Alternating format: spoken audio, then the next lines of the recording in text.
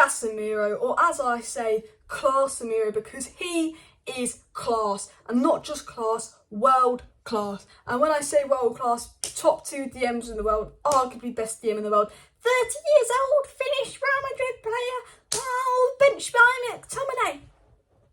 Shh, he was quality. Him and Lisandro Martinez, 9, 10 out of 10s. We will get into player rates, we will get into stats, we will get into the negatives. Ten Hag's fuming. Ten Hag stormed right down the tunnel, refused to shake hands with the players because there are negatives. But we've got the point. We got the last minute equaliser, the passion in Casimiro.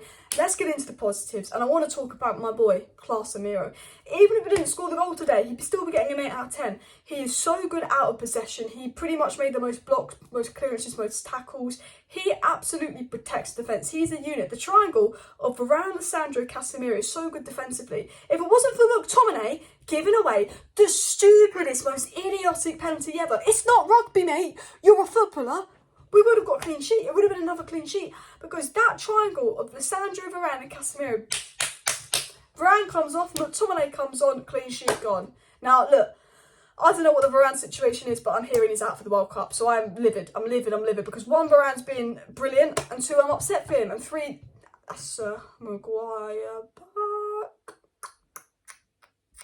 Mate, if Varane's out long term, we're fucked. Now, I'm not a big fan of the Winter World Cup, but if Varane's not back till January, I'm glad for the World Cup, because that means at least we won't have 6 weeks of Maguire instead of Varane. But this highlights to me, we need a centre-back. I would get Julian Timber just because he can play centre-back and right-back come summer. We need to also get a ball-carrying midfielder in from watching this game. I'd get De Jong if we can. We need to get another striker in. I'd get Ivan Toney or Osimhen if we can. Ideally, we might need another winger with Jadon Sancho. I'd get Cody Gakpo. And the 5th position we need is a goalkeeper. And I'd get Diogo Costa. But De Gea was very good today. But I want to talk about Lisandro Martinez, who's my man of the match. And then I want to talk about Casimiro. And then I want to talk about the game, where we were good, where we were bad, do the player ratings, all of that as well. So Casimiro was brilliant today because he was brilliant out of possession, winning back the balls. He's just an absolute tank. But he was really good in the ball. He was really good at transitioning the ball from defence to attack. But what Casimiro needs is an elite ball player to play next to him, because I feel like Casimiro's doing it all. And my biggest fear is if Casimiro gets injured, we are screwed. Because McTomminay and Fred come on as subs today, and the impact they made. We get worse when Fred and McTomminay get on. I don't think Eriksen had his best game, but so I was thinking maybe we take off Eriksen for Fred. But, you know, Ten Hag made the substitution of, okay, I'm going to take Sancho off for Fred. And I backed Ten Hag on that. I thought Sancho had been poor. And Fred was a 4 or 5 out of 10 today. Midfield was pshesh. But that wasn't Casimiro. That was on the sort of attacking side of midfield. Now, we, for the first 35 minutes of the game, were absolutely brilliant. We dominated the game so much that we had to take Cucurella off and bring on Kovacic, because United really should have gone 1-2 up in that first 35 minutes. And I'll take the point because we went 1-0 behind and we got that in the last minute, so I take the point. But had this been a 0-0 and Chelsea hadn't got that penalty or something, I think I'd be a bit disappointed with the point because of the opportunities we had in the first 35 minutes. And my big issue with United is we were so good, but we don't capitalise on it. We are toothless in attack. Rashford's not a striker, Rashford's never been a striker, and Rashford had to play today because Martial's injured, and you have to discipline Ronaldo to that because it sends a message to the squad. But I was at the point within 45 minutes, I said, maybe play Langa through the middle, take off Sancho and play Rashford on the left, because it says that Aspilicueta was a weak point for me, and I think if we'd have started Rashford on the left and had Martial fit today, I think it would have been a very different game. We were very toothless in attack. I thought Anthony was good, Anthony was a threat. The only thing I don't like about Anthony is he is so one-footed and should have took his chance against a side like Chelsea, but Anthony was the only attacker when on the ball I felt like something was going to happen. Sancho was useless today, Rashford, he didn't take his chance, and he's not a striker. And we are absolutely toothless in attack. We definitely need an attacker because Martial was made of glass. We need to go and do everything for Ivan Toney or Gakpo or someone in January that Ten Hag wants, because Ten Hag was coached to win versus Chelsea. Ten Hag coached to win versus Newcastle. We didn't win because of lack of taking opportunities in attack. He coached a 5-0 win versus Spurs. We got a 2-0 win. We couldn't even break down Ammonia. We really struggled to break down teams in the final third. And today I actually think, although the second half was poor, and I think Chelsea were the best team in the second half and we were the best team in the first half, if you look at clear-cut opportunities, I think, again, this was a game that Manchester United probably deserved to win. Yet again, if we'd have maybe gone 1-0 up in the first half, I think if we'd have gone, if Rashford and Anthony took their chances, you're sitting there at half time, 2-0 up, and you're like, okay, that's probably the game won. But unfortunately, United didn't do that. But I'm not going to complain too much at the draw because we are on 20 points, Chelsea are on 21 points, but only 1 point behind. I got the statistics up from the game. United had 53% possession and 13 shots compared to Chelsea's 6. and we had 6 shots on target compared to Chelsea's 2. However, Chelsea did have 2 big chances created compared to our 1, obviously, but their big chance was obviously the penalty. But overall, United were the more dominant side. You know, their goalkeeper made 5 saves to De Gea's 1. You know, they were the more dominant side. We were the more dominant side overall. Absolutely bad, stalled that. But it's just frustrating that I think that first 35 minutes highlighted our season. Ten Hag coaching wins, Ten Hag doing really well. You know, this is Stamford Bridge. This is a difficult game. A 1-1 draw at Stamford Bridge is a good result for any side. So don't let the draw make you feel like it's a bad result. We're still 1 point off 4th. If Spurs bottle, we could be 1 point off 3rd because they've got Newcastle. You know, Ten Hag coached probably a win in that first half versus Chelsea, but we didn't win the game because we didn't take opportunities. For me, that says to me, you need to get Ten Hag signings, because look at Lisandro Martinez. For me, he has got to be up there, top 3 centre-backs in the world right now in current form, because he has been that good. 100% pass accuracy, really good in possession, breaking the play, making the passes, but tackle after tackle after tackle. The blocks, the tackles, the interceptions, that thing on Mason Mount was lovely. If you look at Lisandro Martinez, been brilliant. If you look at Eriksen, good player. If you look at Anthony, probably our best attacker. You look at Casimiro, class. All Ten Hag's signings have been good. So to me, that says to me, Ten Hag's coaching a win. Ten Hag's, you can see what Ten Hag's trying to do, but you can see we are not toothless in attack. It's like Arteta last season. Arsenal finished 5th, but Arsenal played really well last season, and they finished 5th because they didn't have that Jesus. They bring in Jesus, they upgrade. I look at Ten Hag, he's a brilliant manager, he's playing brilliant football. Second half was poor, second half was iffy, but at the end of the day, I can see what Ten Hag's trying to do, and I can see Ten Hag doesn't have the players, but I can see the players Ten Hag got brought in has been good. So for me, this is every reason to back Ten Hag and give him the signings he wants, because he cannot, you know, you look at the bench, you have to bring on Lindelof, Alanga, Fred and McTomminay, because he had no one on the bench, compared to Chelsea's bench of Pulisic, Ziyech, who haven't been brilliant, but the levels above. And look, McTomminay and Fred subs, absolutely iffy. Alanga was probably the best sub, I have to give it to him, he's got to start over Sancho next game, he was really, really bright.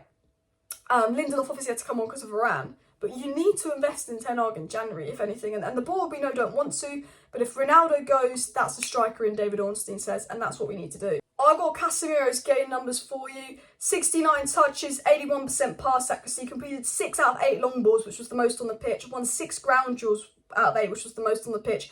And won 3 out of 4 aerial duels, which was the most on the pitch. He also made 3 clearances and 4 tackles, 1 interceptions, and got the winning goal. He was an absolute tank today. Lisandro Martinez also a tank with 7 clearances made, 1 block shot, 1 interception, 5 tackles he made. He won 6 out of 8 ground duels, again the joint most on the pitch with Casimiro, 1 aerial duel, and I think his pass accuracy was 100% in the first half, but it did go down to 88% in the second half, but he did make 68 touches again. Him and Casimiro, most touches, such a rock defensively, they are so good.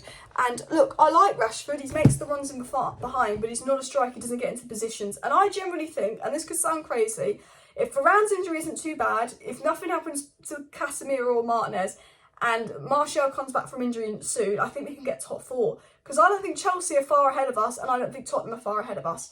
And I think if we invest in January, I feel here, if Man United invest in January and get lucky with injuries, we will get top 4 under Erik Ten Hag this season.